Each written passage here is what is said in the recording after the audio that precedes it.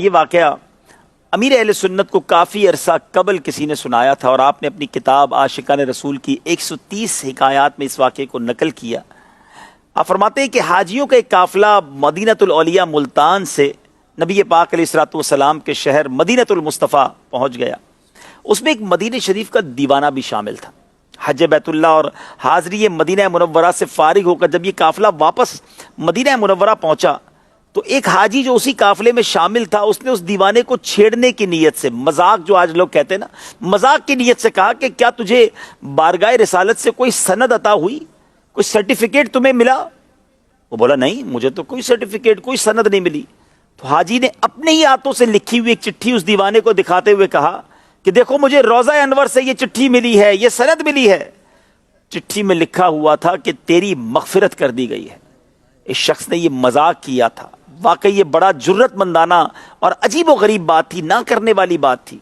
اپنے ہاتھ سے چٹھی لکھ کر کیسے کوئی کہہ سکتا ہے کہ مجھے نبی پاک کے روضے سے ملی ہے؟ مگر یہاں تو مذاق تھا، مگر دوسری طرف عاشق رسول کے دل کے تار اس نے چھیڑ دیے۔ وہ واقعی دیوانہ مدینہ تھا، واقعی عاشق رسول تھا۔ وہ پرچی پڑھ کر وہ دیوانہ ملتان میں ہی رونے لگ گیا اور بار بار یہ کہنے لگا کہ حضور مجھے آپ نے سند عطا نہیں فرمائی، اب جب تک میں نبی پاک سے سند نہیں لوں گا میں اس وقت تک چین سے نہیں بیٹھوں گا۔ گرتا پڑتا روتا ہوا وہ روڈ پر پہنچا۔ اسے سمجھ نہیں آ رہی تھی جانا کدھر ہے، بس طلب یہ تھی کہ پھر مدینے جاؤں اور میں بھی سند لے کر آؤں۔ جیسے ہی روڈ پر پہنچا تو ایک بس آئی اور کنڈکٹر آواز لگا رہا ہے 3 روپیہ مدینہ، 3 روپیہ مدینہ۔ جب شخص ایک عالم میں ہو، ایک کیفیت میں ہو، اسے پتہ نہیں چلتا کہ یہ کیسے ہو سکتا ہے کہ کوئی بس میں بٹھا کر مجھے مدینے لے جائے گا، لیکن انتظام ہونا ہوتا ہے تو کیسے ہو جاتا ہے۔ دیوانہ لپک کر بس میں سوار ہو گیا، 3 روپے ادا کیے اور بس چل پڑی۔ کچھ ہی دیر بعد کنڈکٹر نے صدا لگائی، مدینہ آ گیا، مدینہ آ گیا۔ دیوانہ بس سے اتر گیا۔ سبحان اللہ، وہ سچ مچ مدینے ہی میں تھا۔ اس کی نگاہوں کے سامنے سبز سبز گنبد اپنے جلوے لٹا رہا تھا۔ اس نے بے تابی کے ساتھ قدم آگے بڑھائے، مسجد نبوی شریف میں داخل ہوا، آقا کے روضے پر حاضر ہوا۔ اس کے سینے میں تھما ہوا اشکوں کا طوفان آنکھوں کے راستے امڑنے لگا۔ عرض سلام کے بعد اس نے نبی پاک سے عرض کی کہ حضور آپ نے اس حاجی کو تو سند عطا فرمائی، اسے تو اپنے یہاں سے آپ نے کہا جائے کہ ایک سرٹیفکیٹ دیا مغفرت کا، حضور مجھے بھی عطا کیجئے، میں خالی ہاتھ نہیں لوٹوں گا۔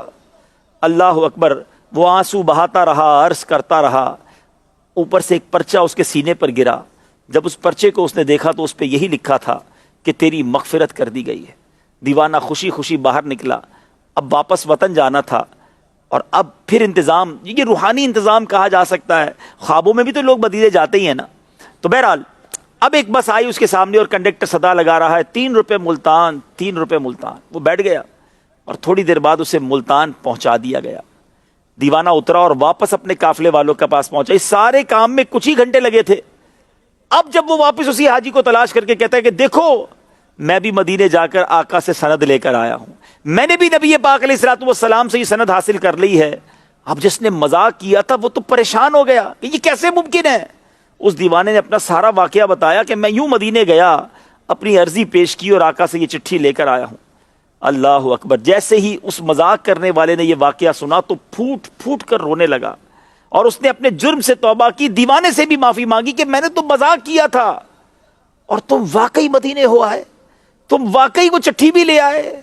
اللہ اکبر، اس کی رکت، اس کے سوز، اس کی تڑپ نے کام کر دکھایا۔ اور وہ مذاق کرنے والا، طنز کرنے والا، عاشقوں کو آزمانے والے لوگ بھی ہوتے ہیں نا کہ دیکھیں تو صحیح اس کا عشق کیسا ہے، اور مذاق اڑاتے ہیں۔ مذاق اڑانے والا وہیں رہ گیا اور دیوانہ نمبر لے گیا۔ وہ پنجابی شاعر کہتے ہیں نا، عشق دے چلے ہی نمبر لے گئے، عقل مندہ ایویں ہی عمرہ گالیاں۔ وہ عشق والے ہی نمبر لے جاتے ہیں، ان کو نہیں پتا ہوتا کہ یہ سب کیسے پاسبل ہے، کہ دوبارہ ویزا کیسے ملے گا، دوبارہ مدینے کیسے جاؤں گا۔ کچھ روحانی راستے بھی ہیں، یہ میں نے پہلے بھی سلسلوں میں کہا تھا، مدینہ ویسے بھی رازوں کی سرزمین ہے۔ جنہیں بلایا ہے مصطفیٰ نے وہی مدینے کو جا رہے۔ وہ چٹھی لے کر آ گیا۔ اللہ اکبر، اب جس نے مذاق کیا تھا نا ناظرین، اس نے نیت کی کہ جب تک اب مجھے نبی پاک کے روضے سے سند نہیں ملے گی تب تک میں ہر سال حج کروں گا اور حاضر دربار ہو کر سند مغفرت کی خیرات مانگتا رہوں گا۔ مجھے آقا سے امید ہے کہ مجھ گناہگار کو مایوس نہیں فرمائیں گے۔ دیوانہ تو اپنے آپ میں نہیں تھا، کیفیت کے عالم میں تھا۔ چند دنوں بعد اس دیوانے کا انتقال ہو گیا، اور وہ حاجی ہر سال تک برابر حاضری حرمین شریفین کا شرف پا رہا ہے، اور آقا کی بارگاہ میں بار بار یہ عرض کر رہا ہے۔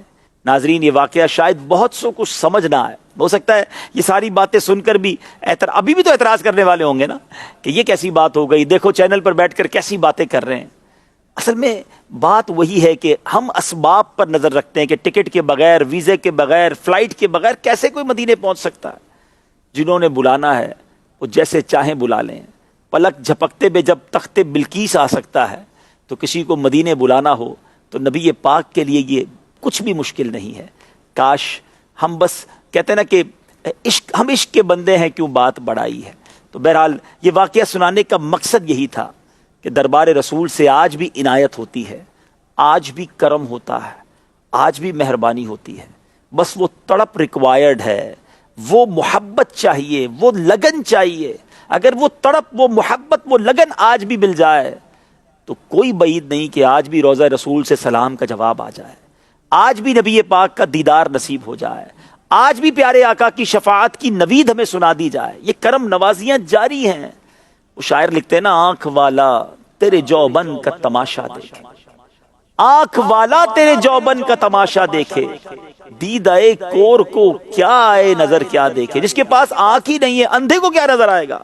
وہ پہلے عشق والی آنکھ تو ہونا، بس اللہ وہ آنکھ بھی عطا کر دے اور وہ جلوہ بھی عطا کر دے۔ صلو علی الحبیب صلی اللہ تعالی علی محمد۔ مجھے اپنی اور ساری دنیا کے لوگوں کی اصلاح کی کوشش کرنی ہے انشاءاللہ عز و جل۔